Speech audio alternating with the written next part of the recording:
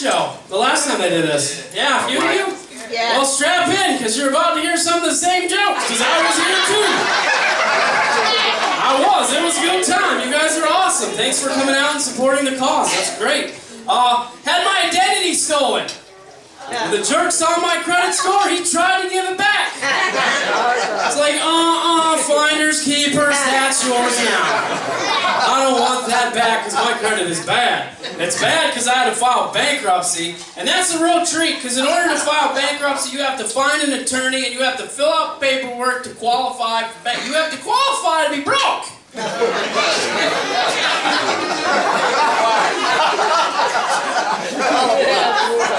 The red in my checking account should qualify me to be broke.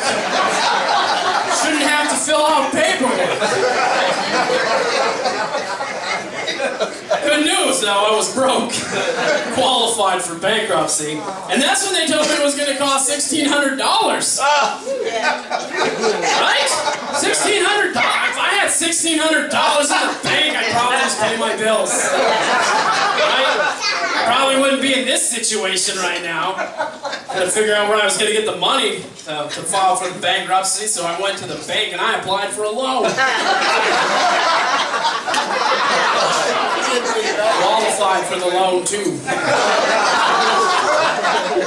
Then they asked me what it was for. I said bankruptcy. Go figure. Oh man. Had a birthday a couple months ago. I'm getting older. I'm not sure how I feel about that. A lot of things make me feel old, like technology's one thing. I remember my first cell phone. It was so big, I needed a backpack to carry it and a friend to hold the antenna to use it. You know? Now they make them so compact, you know, their smartphone. My phone has a higher IQ than most of my friends. Things like that. And another thing that's making me feel old, just the aging part. I'm starting to age. I used to look 10, now I look 12. Every time I go cut my hair, less hair grows back. And I understand what's going on. It's nature maintaining balance. Because what's not growing on the top of my head anymore is growing everywhere else on my body. Except for my knees to my ankles, it looks like I shaved my legs. It's really weird. Basically, when I get undressed, it looks like I'm wearing a sweater dress. Right. Let that one settle. Let that settle. I'm recently single, so that's new for me. I'm getting back into the dating game. That's been kind of weird, because the last time I had to worry about dating was a lot different. It was because when you were ready to take a mate, you grabbed your club, you left your cave, you went up the mountain, through the snow, down the mountain, through the prairie, into the forest, you found your mate, you hit her with the club, you grabbed her, probably out of the forest, through the prairie, back up the mountain, over the snow, back down the mountain, to your cave, then she woke up and you're like, well, that might have been a mistake. It was so easy a caveman could do it. You know? Now it's weird because you got the online dating, and I've been trying that a little bit. Tried the Tinder. If you familiar with Tinder? Anybody familiar? It's a dating application on your phone. It's really weird. Basically, if you like somebody, you swipe one way. If you don't, you swipe the other. But the problem I have with Tinder is a lot of the ladies on Tinder have height requirements. I went my whole life being restricted by height requirements. You can't ride most amusement park rides, and now apparently I can't date most women. I don't think it's fair. I don't. Trying some of the online dating as well. They ask a lot of questions, though. There's a lot of reasons to lie. I tried filling out a profile the other day. By the time I got done with the physical description, I looked like Fabio. Pretty soon I'd be talking about how I like long walks on the beach. Look at me, you can clearly tell I don't like walking anywhere. Except maybe back and forth to the buffet. And I'll probably waddle fast. There's something going on here, that's for sure. Another thing, as I get older, I realize how out of shape I'm getting now that I'm getting older, because the other day I farted and I had to stop to catch my breath.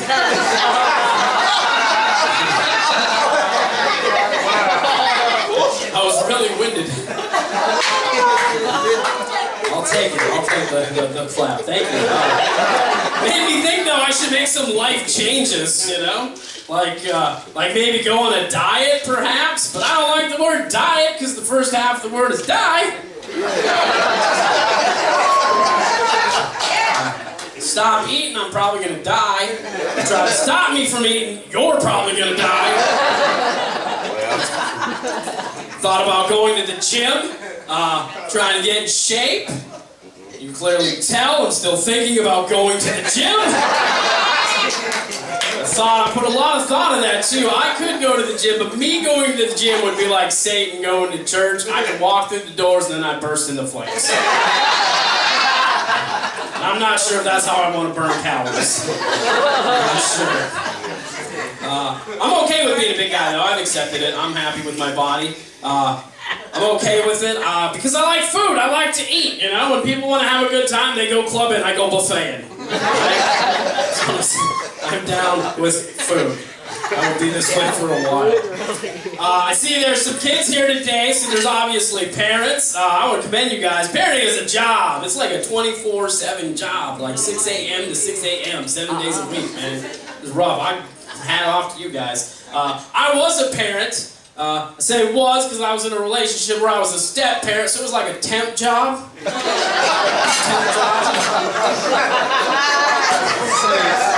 I got fired. I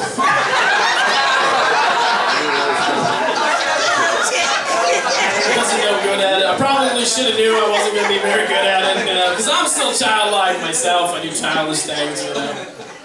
Read comic books, play video games. I'm wearing a Justice League belt right now. I'm a big kid. This happened. I almost got in a car accident. He likes the Justice League. Killing with the kid. That's all that matters. Destroying right now, people. That's awesome. No, but I almost got in a car accident the other day. Now that's an adult thing to do. Adults get in car accidents all the time. I realize that. But I almost got in this car accident because I gave myself brain freeze. 36 years old and I almost died in a car accident because of a Slurpee. It's the reason I got fired from parenting. I had some practice too. I helped raise my kid brother. He's in jail. Stats are not very good. 0-1 on that. Now I'm 0-2 maybe. 0-2.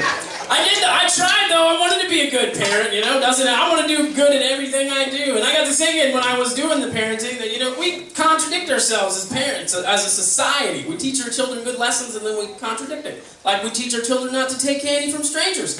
That is a great lesson. And then one day a year we dress them in disguises and send them out in hordes to take candy from strangers. And then when they're in trouble with a stranger, you know, danger, stranger, stranger, danger, we tell them to go to the police. Police are just strangers with guns.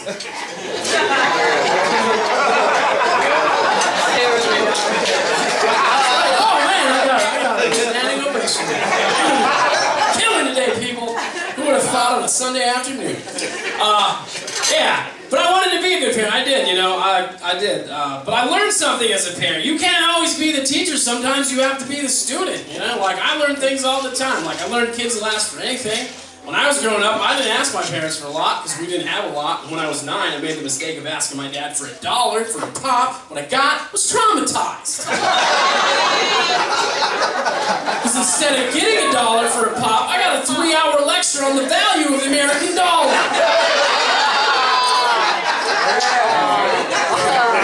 After helping raise a child, I realized my dad was a genius. He didn't care if I learned that lesson on the value of the American dollar. He just didn't want me to ask for stupid crap. And it worked. Because after that, I didn't ask for anything. And when holidays would come around and birthdays, I wouldn't get anything cool. All my friends were getting Transformers, G.I. Joes, the latest and greatest toys. I was getting whitey tighties and holiday-themed sweaters. I was getting robbed, is what I'm saying. He was a funny guy. One year, he thought he'd be funny, and he bought me a box of rocks for my birthday. I was like, Dad, what am I going to do with a box of rocks? He said, son, use your imagination. So I imagined I was a superhero, and I used the rocks to rescue the toys from the toy store.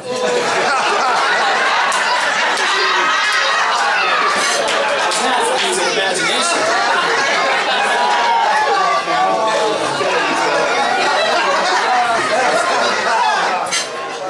Right. And then I got home and he asked me where I got all the toys. I said, Dad, use your imagination. That's right. That's right. Seemed like a poetic ending to that. But yeah, when we decided to get our daughter a dog, and it's funny because the deal was that she'd take care of the dog. She could have a dog. Of course, she didn't take care of the dog. She was always too busy playing with her gizmos and gadgets. Like one day, I seen the saddest thing ever. She was outside playing her Nintendo DS in front of her dog. So sad. It was. He was looking up at her with sad puppy eyes. She was just playing away, ignoring her dog. I was curious what game she was playing, so I went to find out, and she was playing Nintendogs. You don't know what that is? It's a video game where you feed and water and play with a dog. It's like if you'd go play with your dog in real life, that'd be Nintendogs in 3D. I just wish when she finally would go play with her dog, he could have took her DS and played The Sims in front of her. Okay. If you don't know what that is, that's a video game where you feed and water and play with people. That'd be poetic justice is what that would be. What else do I want to talk about? Punishment with children. That's another thing I learned about. Now we do timeout. You guys do timeout? No? That's good. Timeout don't work. What is timeout for punishment? Really? Timeout? Seriously, life needs more timeout. Like when you're at work, wouldn't it be great when you got in trouble, your boss was like, you should sit in the corner for 15 minutes and think about what you did? Everybody would love their jobs, you know? Probably wouldn't be as productive, but, you know. Another thing was send our kids to their rooms, which I don't get that as a punishment either. You know, when I was a kid, like kids have every gizmo gadget there is now. It's like vacation. When I was a kid, if I got sent to my room, it was solitary confinement. That's right. There was a mat on the floor and a bucket in the corner. That was getting off easy. Because my dad was, you know, he believed in the hard labor. If I was in trouble, I was outside picking weeds and picking rocks. If my friends were there, they were guilty too. And that's the sound of the keys. Working on the chain. Alright, I gotta get out of here before I do though. Like I said, I did just get out of a relationship. She was something else. She was Irish and Asian, what I like to call a drunken ninja. Didn't know kung fu, but she knew drunk food. And I really love this girl, and this is how I know that I really love this girl. Because she convinced me to spend $3,000. It's $3,000, and for you over there, $3,000 on a set of pots and pans. Oh, that's an appropriate reaction. That was my reaction too. I didn't know you could spend $3,000 on a set of pot and pans. I didn't even know they existed. They're not even magical. You know what happens when you put food in these pans? Cooks it like normal pans. They're not gold-plated either. All they do is cook and cost a lot of money. They're so expensive, you have to finance these pots and pans. My friends have mortgage payments, car payments, and I have pan payments. You have no idea how stressful that is to a fat man to think if I miss a pan payment, my pans can be repossessed. No idea that stress. And to make things worse, my ex, she liked trivia games and she liked game shows. She'd probably skip a payment on purpose just for a chance that repo games would show up at her door and we'd be on TV. Man, I don't want a pop quiz at 8 in the morning. I want bacon and eggs. I'm taking my pants. But you can't get, like I said, you can't get these at a regular store. You have to join a cult to get these pants, basically. You have to go to a demonstration where you're invited. I'm an idiot, because only idiots go. I'm an idiot, I went. I'll admit it. But I went to the demonstration, and this is how they tell you if you go, you get a 2-night hotel stay, a hotel of your choice, within our choices. So, there's always a catch, right? Always a catch. I was like, I can sit for 45 minutes and say no for a 2-night hotel stay. That's great. We'll get away for a weekend. I can do this. Now, her idiot friend convinced her the pans were magical, convinced him that they were gold-plated. So she went into that demonstration knowing she was going to buy the pants. So when we got to the end of the demonstration, we had a dilemma because I said no and she said yes. Now, I wasn't just going to be a pushover and buy the pants. No, I manned up, you know. I was a man about it. I stomped my feet. I beat my chest. It's no pan. I threw a mantrum like a real adult. And then I looked over at her, and she gave me this look, and it was a look of anger and rage, and I had seen this look before. I'd seen it at the zoo one time, and this guy said something stupid to her. She got so mad, punched him in the face, knocked him out, put him in the hospital. When I got out of the hospital, I bought those pots and pans. Thank you guys, you've been awesome. Enjoy the rest of the show.